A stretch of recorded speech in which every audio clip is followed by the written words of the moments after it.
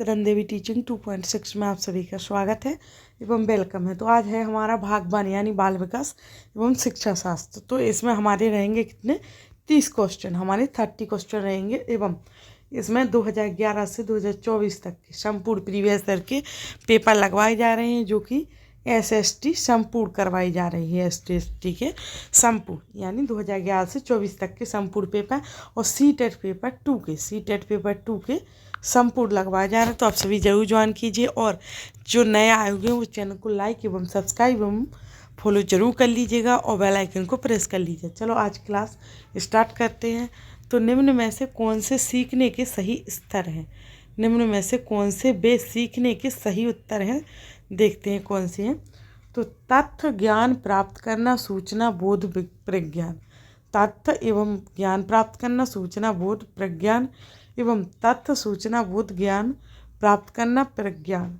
तथ्य सूचना ज्ञान प्राप्त करना बोध प्रज्ञान और तथ्य बोध सूचना ज्ञान प्राप्त करना और प्रज्ञान। तो ये चारों सेम है ना, और इनमें मिस्टेक है। इसमें बोध करना, इसमें भी ये बोध करना, प्राप्त करना 2 1 से 2 1 से। तो चलो देखते हैं हमारा आंसर कौन सा सही होने वाला है। तो हमारा आंसर निम्न में से सीखने के सही स्तर देखना है हमें। तो सीखने के सही स्तर हो जाएंगे हमारे कौन से? C यानी तथ्य पहले आएगा, फिर सूचना आएगी, फिर ज्ञान प्राप्त करना आएगा, फिर बोध, फिर विज्ञान प्रज्ञान आएगा, है ना। पहले हमारे तथ्य आ जाएंगे, फिर सूचना, फिर ज्ञान प्राप्त करना, फिर बोध, फिर प्रज्ञान। इस प्रकार से हमारे आंसर हो जाएगा हमारा कौन सा? C।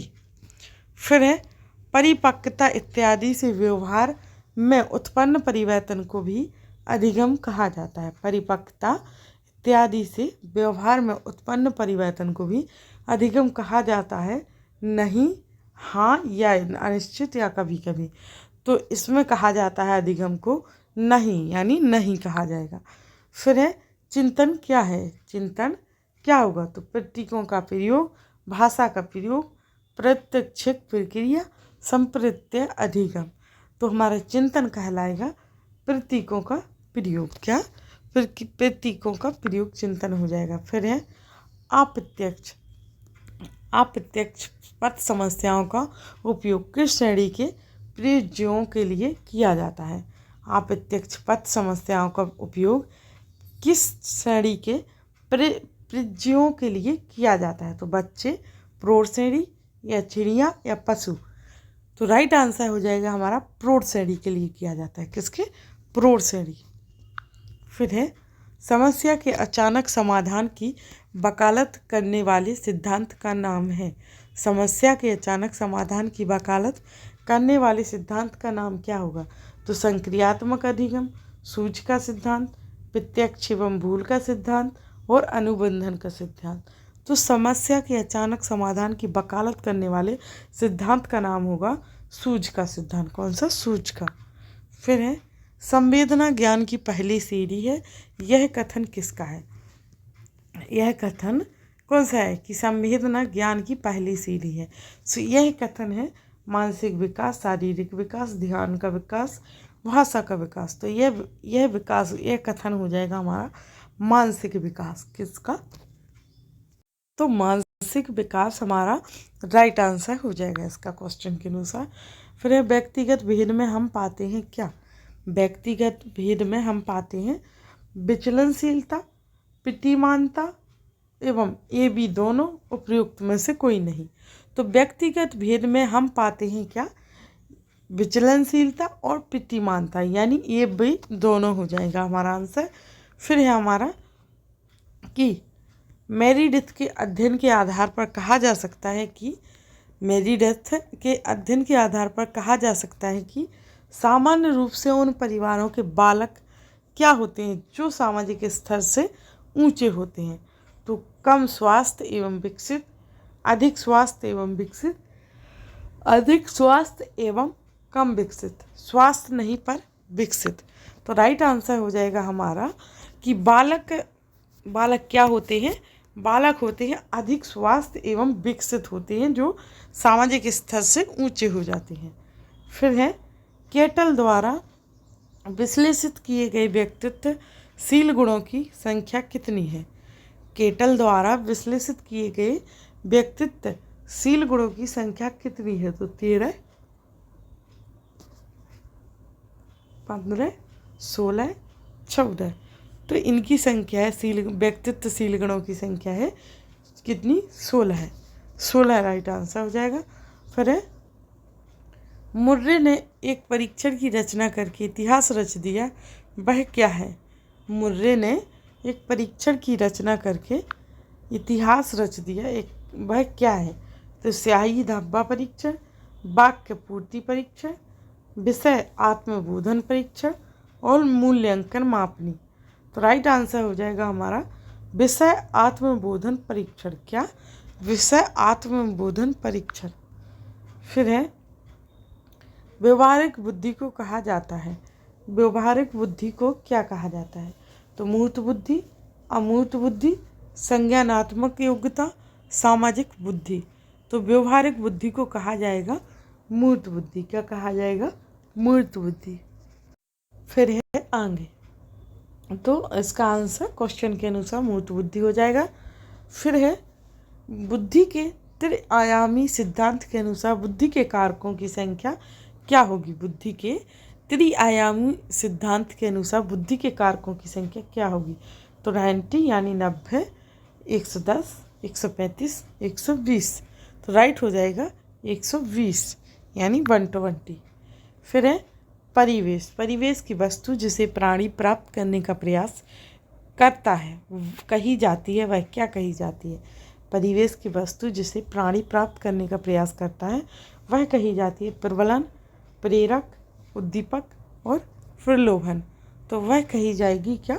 प्रेरक। प्रेरक कही जाएगी जिसको व्यक्ति पाने की कोशिश करता है। फिर है प्रतिभावान बालकों की पहचान करने के लिए हमें सबसे अधिक महत्व किसका होता है? प्रतिभावान बालकों की पहचान करने के लिए हमें सबसे महत्वपूर्ण क्या चीज़ होती है?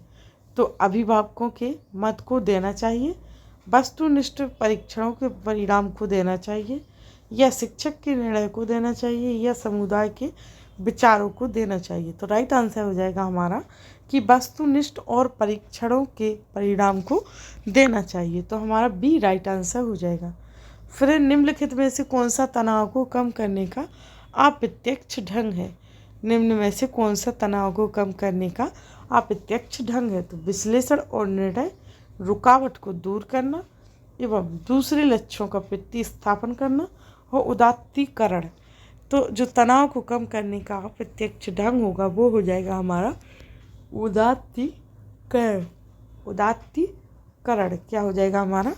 उदात्तीकरण। फिर है निम्न में से कौन सी डिसलेक्सिया यानी डिसलेक्सिया की विशेषता नहीं होगी? निम्न में से जो डिसलेक्सिया की विशेषता नहीं है वो देखना है। तो वाचन, परिशुद्धता, गति तथा बोध की समस्याएं, सीधे या उल्टे हाथ के प्रयोग के संबंध में निश्चय, लिखने की धीमी गति, छिपे हुए शब्दों को सीखने और याद करने की कठिनाइयाँ। तो राइट आंसर हो जाएगा हमारा क्या? जो डिसलेक्सिया की विशेषता नहीं है वो हो जाएगा सीधे या उल्टे हाथ के प्रयोग के संबंध में निश्चय, क्योंकि जो हमारी लिखना होता है वो डिसलेक्सिया को माना जाएगा, एवं छिपे हुए इसमें भी सीखना याद करना डिसलेक्सिया, इसमें भी वाचन करना। तो राइट आंसर हमारा बी हो जाएगा क्वेश्चन के अनुसार। फिर है सशक्त अभिप्रेरणा सीखने का प्रभावशाली घटक होगा। सशक्त अभिप्रेरणा सीखने का प्रभावशाली घटक क्या होगा? तो इससे बालक स्वस्थ रहता है, ध्यान करता है, शीघ्र सीखता है और प्रसन्न रहता है। तो राइट आंसर हो जाएगा हमारा इससे प्रभावशाली घटक होगा शीघ्र सीखता है। क्या? शीघ्र सीखता है।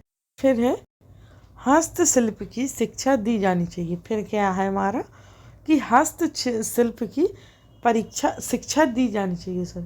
तो मंदबुद्धि बालक को, पिछड़े बालक को, सामान्य बालक को, फिरका बुद्धि बालक को।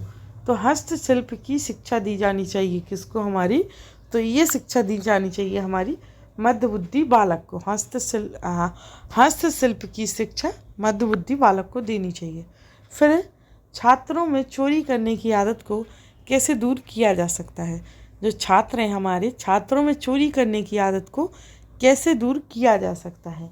तो बालकों को परितोषित देकर, उधार देकर, या ताड़ना देकर, या सजा देकर। तो राइट आंसर हो जाएगा कि बालकों को उधार देकर। उधार देकर चोरी करने की आदत को दूर किया जा सकता है। फिर है अनुसंधान। क्या? अनुसंधान जो सामाजिक समस्या से संबंधित होता है तथा विद्यालय की जनशक्ति के द्वारा विद्यालय में क्रियाकलापों के सुधार हेतु संचालित किया जाता है, वह कहलाता है मौलिक अनुसंधान, क्रियात्मक अनुसंधान, सामाजिक अनुसंधान। इनमें से कोई नहीं। तो वह कहलाएगा हमारा क्या? क्रियात्मक अनुसंधान। जो संचालित किया जाता है सुधार हेतु, तो वह कहलाएगा क्रियात्मक अनुसंधान। फिर है उपलब्धि परीक्षण दिए जा सकते हैं। उपलब्धि परीक्षण दिए जा सकते हैं 2 प्रकार से, 4 प्रकार से, 6 प्रकार से, 3 प्रकार से। तो जो उपलब्धि परीक्षण दिए जा सकते हैं वो 2 प्रकार से दिए जा सकते हैं। कितने? 2 प्रकार से उपलब्धि परीक्षण दिए जा सकते हैं। फिर बालकों का मुफ्त एवं अनिवार्य शिक्षा का अधिकार 2009 देश में लागू हुआ था। बालकों का जो मुफ्त एवं अनिवार्य शिक्षा का अधिनियम है यानी अधिकार है, ये 2009 में लागू हुआ था। 1 अप्रैल 2009, 1 अप्रैल 2010, 1 नवंबर 2009 और 1 नवंबर 2010। तो हमारा राइट आंसर हो जाएगा क्या? 1 अप्रैल 2010, क्योंकि ये लागू हुआ था, आया नहीं था। लागू हुआ था हमारा कब? 1 अप्रैल 2010 को, है ना। फिर है एनसीएफ 2005 में कला शिक्षा को विद्यालय में तोड़ने का उद्देश्य है। एनसीएफ 2005 में कला शिक्षा को विद्यालय में जोड़ने का उद्देश्य है सांस्कृतिक विरासत की प्रशंसा करना और छात्रों के व्यक्तित्व और मानसिक स्वास्थ्य को विकसित करना। एवं केवल आ सही है या ए और बी दोनों सही है?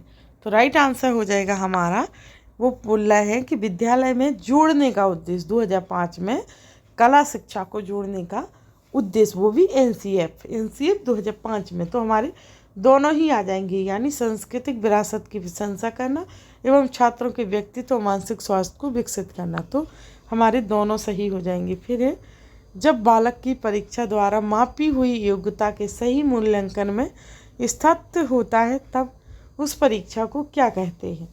तो वैधता, विश्वसनीयता, वस्तुनिष्ठता, इनमें से कोई नहीं। तो उस परीक्षा को कहेंगे हम विश्वसनीयता। क्या कहेंगे? विश्वसनीयता कहेंगे। फिर है किसके मापन की भूमिका सब सीखी हुई कुशलताओं में निष्पादन का एक संपूर्ण अवलोकन देती है? वो कहलाती है निर्णयात्मक मूल्यांकन, निदानात्मक मूल्यांकन, योगात्मक मूल्यांकन। इनमें से कोई नहीं। तो वो कहलाएगी हमारी योगात्मक मूल्यांकन। क्या? योगात्मक मूल्यांकन में मापन की भूमिका सब सीखी हुई कुशलताओं में निष्पादन का एक संपूर्ण अवलोकन देती है। फिर है हमारा मनुष्य जीवन का आरंभ मूलतः घटित है। मनुष्य जीवन का आरंभ मूलतः घटित है 2 कोष, केवल 1 कोष से, कई कोष से, कोई कोष नहीं। तो यह घटित होगा केवल 1 कोष से। किससे? केवल 1 कोष से घटित हो जाएगा। फिर शेषावस्था की विशेषता नहीं है। क्या है? शेषावस्था की विशेषता नहीं होगी।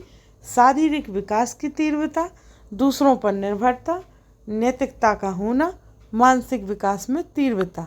तो राइट आंसर हो जाएगा कि शेषावस्था की विशेषता नहीं होगी। वो कौन सी होगी? नैतिकता का होना। किसका? नैतिकता का होना।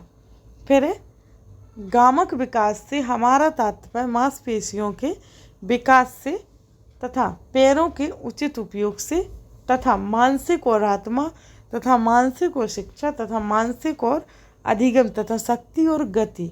तो राइट आंसर हो जाएगा हमारा शक्ति और गति तथा शक्ति और गति। तो हमारा राइट आंसर डी है।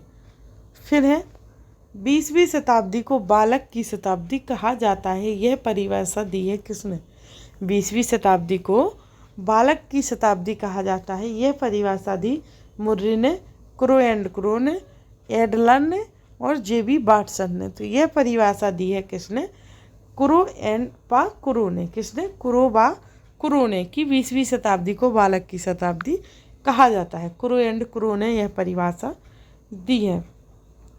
फिर है हमारा अंतिम एवं लास्ट क्वेश्चन, क्योंकि हमने कहा था ना कि 30 क्वेश्चन होते हैं हमारे एक क्लास में, वो भी पेडागोजी के और हिंदी के। ओनली 60 क्वेश्चन होते हैं एसएसटी के पूरे 60 क्वेश्चन होते हैं जितने पेपर में आते हैं। तो हमारी सारे प्रीवियस ईयर के पेपर लगवाए जा रहे हैं वो 2011 से 24 तक। तो ज़रूर ज्वाइन कीजिए इस क्लास को ना। इन सभी क्लासेस को प्ले लिस्ट बना दी गई है, वहाँ चेकआउट भी कर सकते हो। तो इस अवस्था को मिथ्या